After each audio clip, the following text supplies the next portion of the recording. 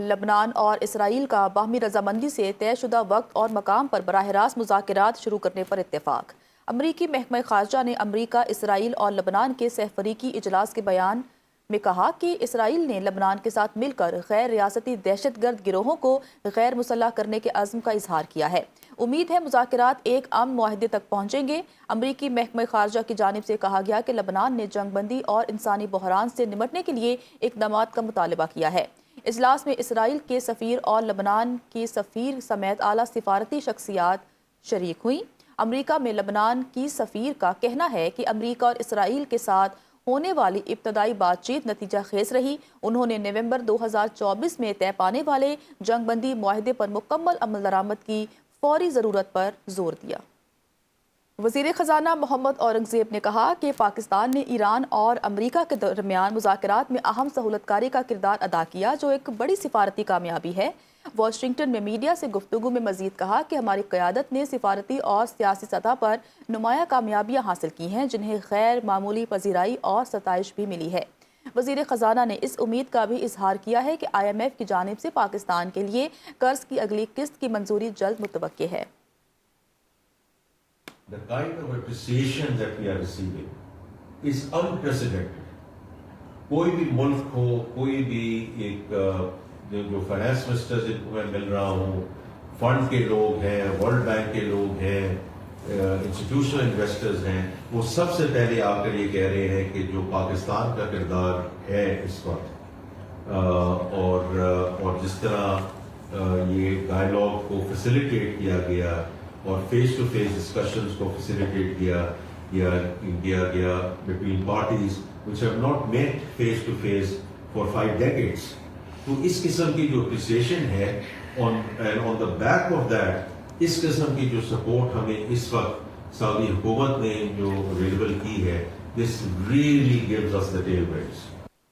IMF نے world economic out لک report 2026 جاری کر دی ہے۔ مشرق وسطیٰ جنگ نے عالمی معاشی ترقی کو متاثر کر دیا ہے۔ عالمی ترقی کی رفتار 0.2% کمی سے 3.4% رہنے کا امکان ہے۔ پاکستان میں بھی معاشی شرح نمو سست، مہنگائی بڑھنے کی پیش گوئی۔ پاکستان کی رواں مالی سال معاشی شرح نمو 3.6% رہنے کا امکان ہے۔ حکومت نے اس سال معاشی ترقی کا ہدف 4.2% مقرر کر رکھا ہے۔ پاکستان میں رواں مالی سال مہنگائی 7.2% ہونے کا امکان ہے۔ اگلے مالی سال مہنگائی مزید بڑھ کر 8.4% تک جانے کا خدشہ ہے۔ گزشتہ مالی سال مہنگائی کی شرح 4.5% ریکارڈ کی گئی۔ قطر نے ایران کے ساتھ کسی بھی معاہدے کی تردید کر دی ہے۔ قطری وزارت خارجہ کے مطابق قطر ایران کے ساتھ موجودہ حالات میں کسی بھی قسم کے معاہدے کی تردید کرتا ہے۔ قطر پر ایران نے مسلسل حملے جاری رکھنے کا اس معاہدے سے کیسے ہو سکتا ہے؟ قطر پر ایران نے مسلسل حملے جاری رکھے، اس سے معاہدہ کیسے ہو سکتا ہے؟ اٹلی نے اسرائیل کے ساتھ دفاعی تعاون کا معاہدہ معطل کر دیا، جس کے ساتھ ہی دونوں ممالک کے درمیان فوجی ساز و سامان اور ٹیکنالوجی کا تبادلہ ختم ہو گیا۔ اطالوی خبر رساں ایجنسی کے مطابق اٹلی کی وزیراعظم جارجیا میلونی کا کہنا ہے اسرائیل کے ساتھ دفاعی معاہدے کی از خود تجدید معطل کر رہے ہیں۔ معاہدے میں فوجی ساز و سامان اور ٹیکنالوجی کی تحقیق کا تبادلہ شامل ہے، جس کی معطلی سے متعلق اٹلی کی وزیراعظم جارجیا میلونی نے کہا کہ موجودہ صورتحال کے پیش نظر حکومت نے اسرائیل کے ساتھ دفاعی معاہدے کی خودکار تجدید کو معطل کرنے کا فیصلہ کیا ہے۔ امریکی سینیٹر برنی سینڈرز کا اسرائیل کو $500 ملین کے اسلحے کی فراہمی روکنے کے لیے ووٹنگ کرانے کا اعلان۔ سوشل میڈیا پر جاری بیان میں برنی سینڈرز نے کہا کہ اب بہت ہو چکا، اسرائیل کی مزید حمایت قابل قبول نہیں۔ امریکی ٹیکس دہندگان نتن یاہو حکومت کے جنگی اخراجات نہ اٹھائیں۔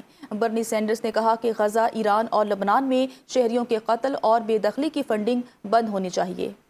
کویت میں امریکہ کے تباہ ہونے والے لڑاکا طیاروں کی ویڈیو پوسٹ کرنے والے صحافی کو حراست میں لے لیا گیا ہے۔ امریکی نشریاتی ادارے کے مطابق کویتی صحافی احمد شہاب کو حراست میں لے لیا گیا۔ انہوں نے 6 ہفتے پہلے کویت سٹی میں امریکی فورس کے تباہ ہوئے لڑاکا طیاروں کی ویڈیو پوسٹ کی تھی۔ صحافی پر جھوٹی خبر پھیلانے اور قومی سلامتی کو نقصان پہنچانے کے الزامات ہیں۔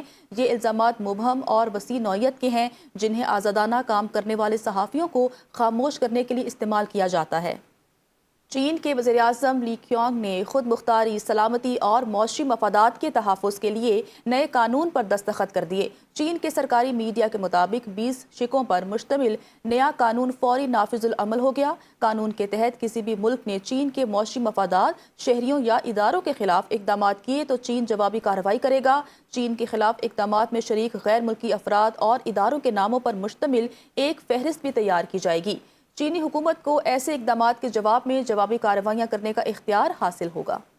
اسرائیل اور لبنان کے درمیان جنگ بندی مذاکرات کے باوجود اسرائیل کے جنوبی لبنان میں متعدد فضائی حملے، 24 گھنٹوں میں 35 افراد شہید ہو گئے۔ دوسری جانب حزب اللہ کی بھی جوابی کارروائیاں جاری ہیں۔ حزب اللہ نے دعویٰ کیا ہے کہ اس نے گزشتہ 24 گھنٹوں کے دوران اسرائیل کے خلاف 34 حملے کیے ہیں۔ حزب اللہ کے مطابق ان کارروائیوں میں اسرائیلی بستیوں، فوجی تنصیبات اور سرحدی علاقوں میں موجود فوجی دستوں کو نشانہ بنایا گیا ہے۔